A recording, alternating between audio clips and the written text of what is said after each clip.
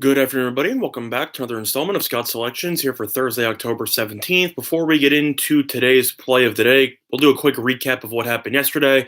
We ended up giving out another play on college football on Saturday, so nothing really to report in terms of results. However, we did end up giving out some leans in NHL, and our favorite lean on yesterday's card ended up winning at plus money, as we ended up having the Capitals to win in regulation at plus 127, and they ended up winning by a score of 4-3. We ended up fading Hutchinson, who has been terrible. He gave up 4 goals in the second period, and the Capitals were able to overcome an early deficit as they were able to pull out a win. Now, in terms of today's card, decent amount on the docket as the Yankees will finally resume their series against the Astros after a rain delay yesterday. You also have 3 college football games. 2 of them are, well, mainstream stuff, and then you have Chattanooga versus East Tennessee State, which I don't think really anybody cares about. But you still have Louisiana Lafayette and Arkansas State playing each other. And then you have UCLA against Stanford. I'll give out my thoughts on those games also. But in terms of the play of the day, we are going to be looking at an NFL matchup between the Kansas City Chiefs and the Denver Broncos. And although this line has looked extremely trappy for pretty much the entire week, as money's continued to pour in on the Chiefs, but the line has continued to drop and favor the Broncos. The Chiefs are currently -3 when they opened up roughly -5.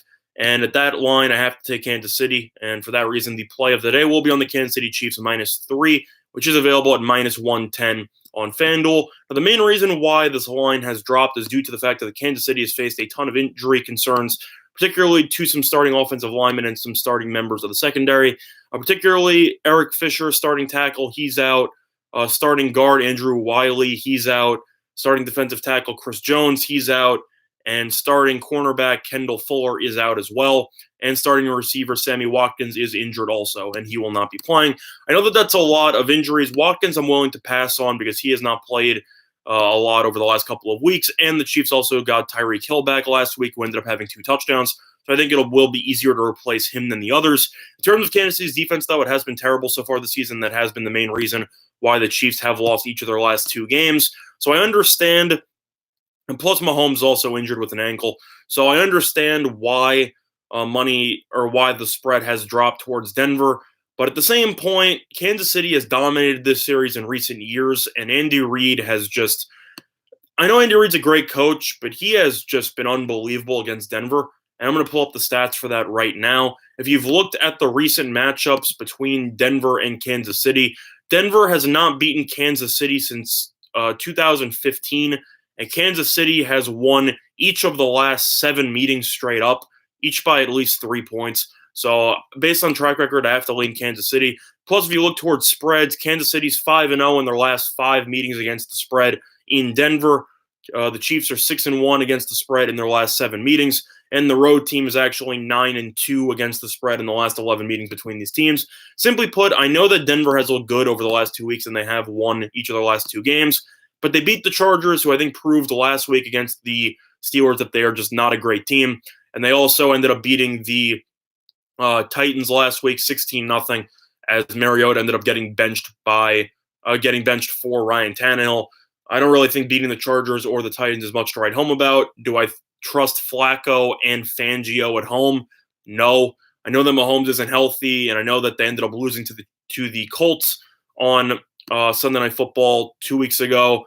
But at the same point, the Colts just ran the ball, controlled the clock, and had a great game plan. I think Frank Reich's a significantly better coach than Fangio, and I don't think that Fangio will have a good game plan. Plus, I know they lost last week to the Texans. I get it. The Texans are still a good team. I know that you want to say that the Chiefs have to win that game at home, and you can't argue that. But I definitely think that losing to Deshaun Watson and Bill O'Brien's not great, but losing to Deshaun Watson and a pass rush of J.J. Watt is definitely a little bit more excusable than losing to Denver. So based on who these teams have played, I don't really buy into the current streaks that the Chiefs and the Broncos are under. I think that -3 makes sense. I would have been more skeptical of taking this line if it was still at 4.5 or even 3.5. But at 3, you're looking at a potential push versus a team that scores 17.7 points per game. Denver's offense isn't great. Kansas City's offense has struggled without it being at 100%.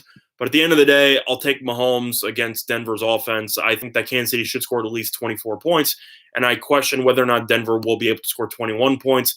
Even though Kansas City's defense is, for the most part, broken, I just don't like Flacco at quarterback, and I think that they should struggle. So based on that, if you ask me where I think the score will end up, I think this game will end up somewhere in the realm of 27-23. I think Denver will settle for some field goals in the red zone, and I think Kansas City will capitalize on opportunities. And I think Mahomes, even with an injured ankle, he was a full participant in practice throughout the entire week. So I think he'll play just fine. I think he should throw for 300-something yards. And Denver, as we saw earlier this year, got torched on the ground by Jacksonville as Fournette ran for 200-something yards. I think Kansas City will be able to use McCoy and Williams, and I think they will be able to run the ball as well. So for that reason, play of the day will be on the Kansas City Chiefs -3, which is available at -110 at FanDuel as the play of the day. Now, in terms of some other leans on today's card, I'll start out with college football. With Louisiana Lafayette and Arkansas State, I actually wrote an article about this game, and I gave out a small lean on Arkansas State plus the 6.5, as well as the over. I gave out the over at 67. It's currently up to 68. But in terms of the game itself, Louisiana Lafayette dropped an egg last week on national television against Appalachian State. Arkansas State hasn't been great this season, and its starting quarterback ended up getting injured, and he will be missing the rest of the season. However, the backup quarterback has actually looked decent in relief so far this season, and I think that he should play well once again.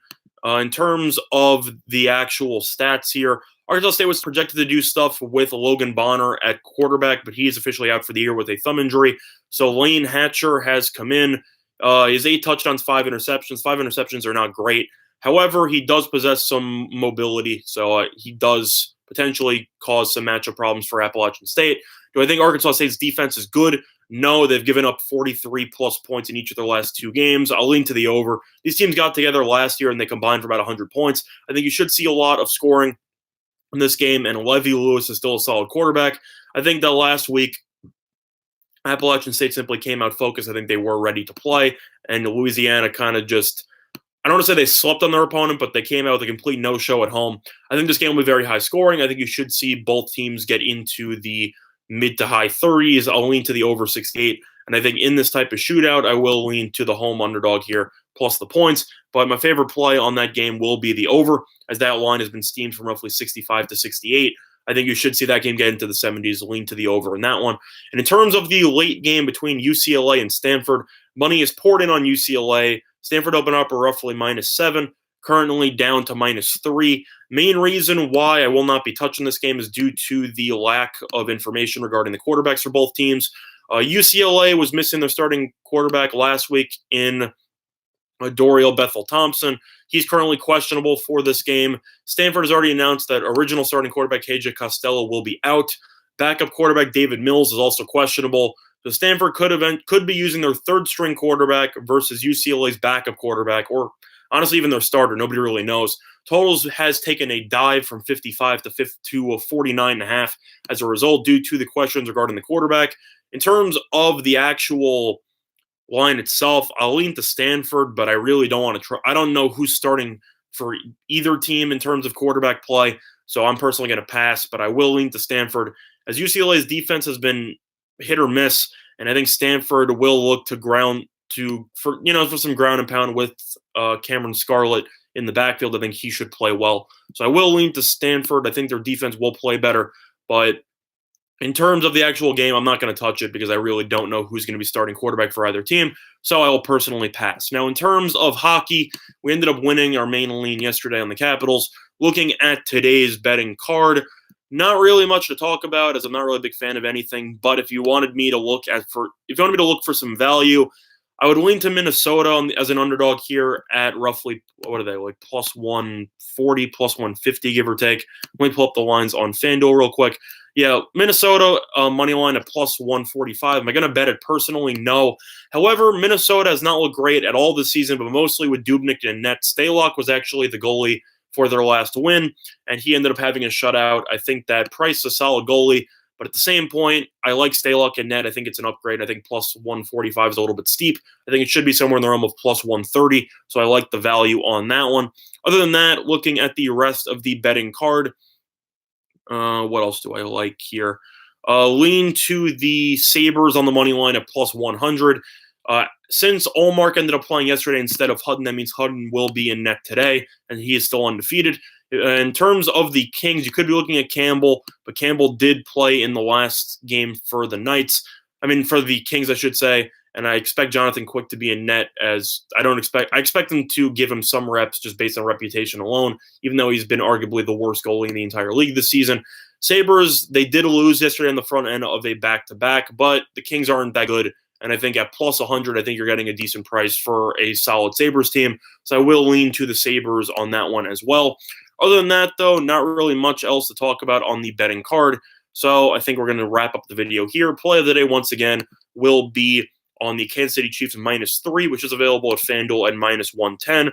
Other than that, though, that's going to do it for this installment of Scott Selections here for Thursday, October 17th. Good luck to all of you and your respective bets today. Bye, everyone.